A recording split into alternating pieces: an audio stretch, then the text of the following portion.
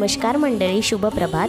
तर माझ्या बॅकग्राऊंडला जे प्रार्थनेचा आवाज येतोय तो इथे एक शाळा आहे साईडला आमच्या त्या झाडाच्या पलीकडे, इंग्लिश मीडियम कोठारी स्कूल म्हणून। तिथेही मराठी प्रार्थना रोज लावतात, त्यामुळे खूप प्रसन्न वाटतं।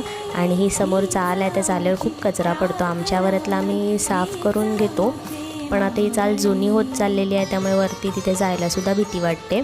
आणि समोर हनुमंताचं मंदिर आहे, त्यामुळे खूप प्रसन्न वाटतं।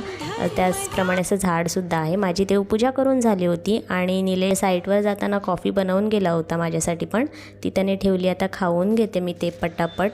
तसे 8:30 वाजलेले आहेत, बाकीची कामंसुद्धा आवरायची आहेत सगळं, त्यामुळे आता पटकन असं खाऊन घेते आणि मग पुढच्या कामाला लागते। खूप कामं पेंडिंग आहेत। मच्छी बनवायचं बेत आहे आज, आणि घरून आणलेली थोडीशी मच्छी बाकी होती बनवायची, सुरमई आणि मुशी आणलेली। ती डाळ भिजत ठेवलेली आहे, कारण का भिजत ठेवल्यावर पटकन शिजते आणि डाळ जेवण करायलासुद्धा सोपं पडतं। डाळ बनवून घेतली म्हणजेच वरण, आणि इथे मच्छीसुद्धा फ्राय केली। आणि इतकं काम केल्यानंतर असा ॲटिट्यूड दाखवला आहे की जसं की मी मोठा तीर मारला आहे मंडळी। आणि आता गरमीसुद्धा खूप वाढायला लागली दुपारची, त्यामुळे आमचा समर सीझन अशा प्रकारे चालू झालेला आहे।